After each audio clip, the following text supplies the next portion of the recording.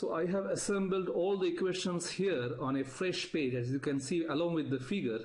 This is of course our wedge block system, and the three given quantities are here: the mass of the block 1, that is small m, the mass of the wedge 2, that is capital M, the angle of inclination alpha of the inclined face of the wedge. These three things are the known quantities.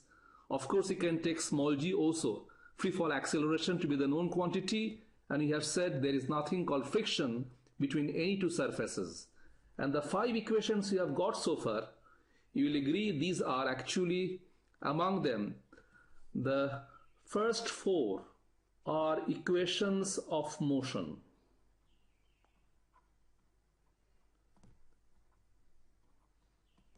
Now these are obtained by applying Newton's laws, equations of motion. Of course the first 2 we got it from the block 1, and the next 2 we have got 3 and 4 we got for the wedge 2, and the 5th equation here is the constraint equation. That was obtained by the method of coordinates, and Newton's laws were not needed to get this 5th equation. Now how to solve these 5 equations? I want to give you some brief hints because the solution may not be that simple.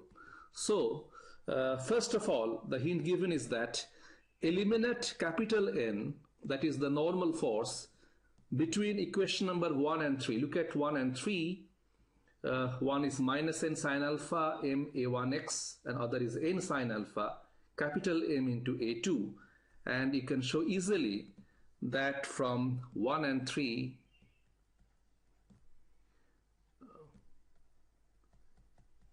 you will get that a2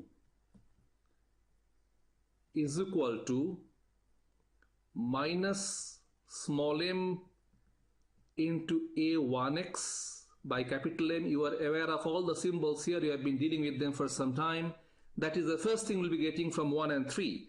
Substitute this value in equation number 5 then to get a1y, that is the y component of the block 1's acceleration. You'll be able to show that is 1 plus small m by capital M in bracket a1x into tan alpha. Once you come here, use the result in equation number 2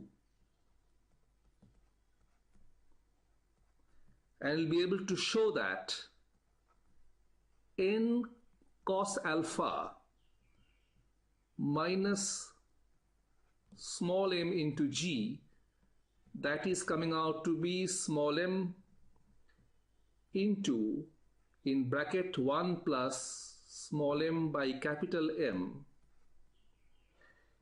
into a1x into tan alpha.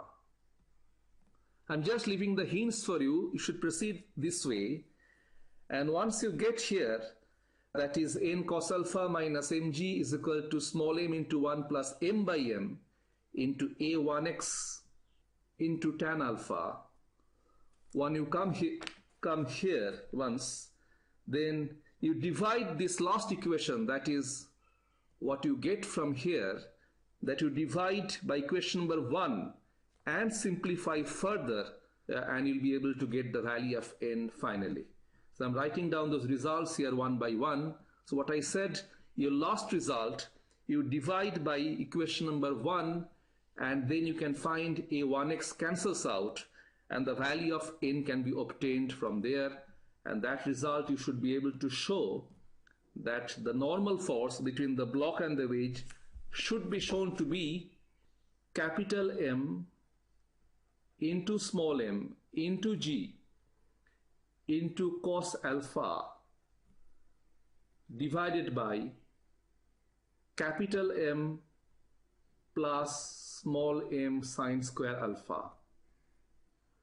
The answer is quite impressive here. We just repeat once again, the normal force between the block and the wedge should be coming out to be capital M into small m into g into cos alpha divided by capital M plus small m sine square alpha.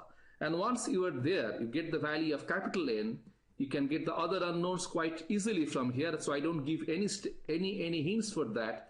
I just write down the answers prominently for your reference, and you should be solving and seeing that your answer is tallying with my answers given here. So let me write down all the results one by one. So here are the solutions of our problem. You can see it I kept inside a red box. You can check each of them, and I have also drawn a small figure by the side for a quick reference and convenience. First of all, the N, the normal force, acting in action-reaction pair between the block 1 and the wedge 2. You can see this is the force N. Its magnitude is given here already. Okay.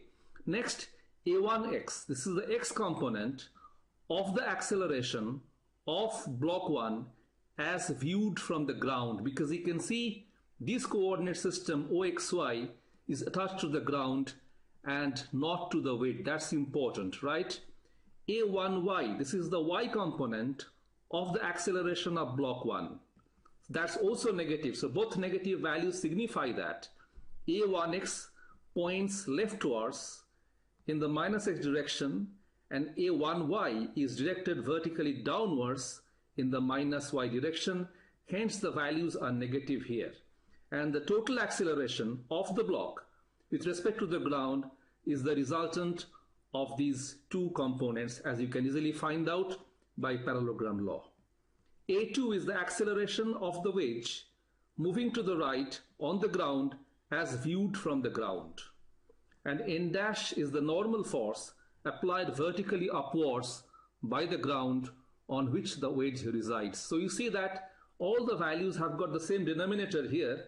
That's capital M plus small m into sine square alpha, but the numerators are different, and you can check each of them dimensionally that they are dimensionally correct here. So this is the problem solution. I'm sure you'll get to the solutions, the questions, the answers definitely look quite impressive and interesting, but I'm confident you will get to the solutions yourself, and that's one way of doing the problem. We shall solve the same problem in a short time by an alternative method using the concept of pseudo force. Hello students, you got a glimpse of our video lessons through this small lecture. We have hundreds of lectures like this one covering various topics of advanced school level and intermediate physics in our website. They are exhaustive and often accompanied by elaborate diagrams to make concepts even clearer. They are taught with passion and sometimes with a bit of fun.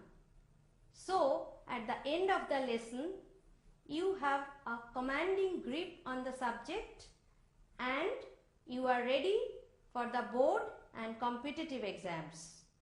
Subscribe at physicsacademyonline.com to access video lectures of highest standard on various topics of physics.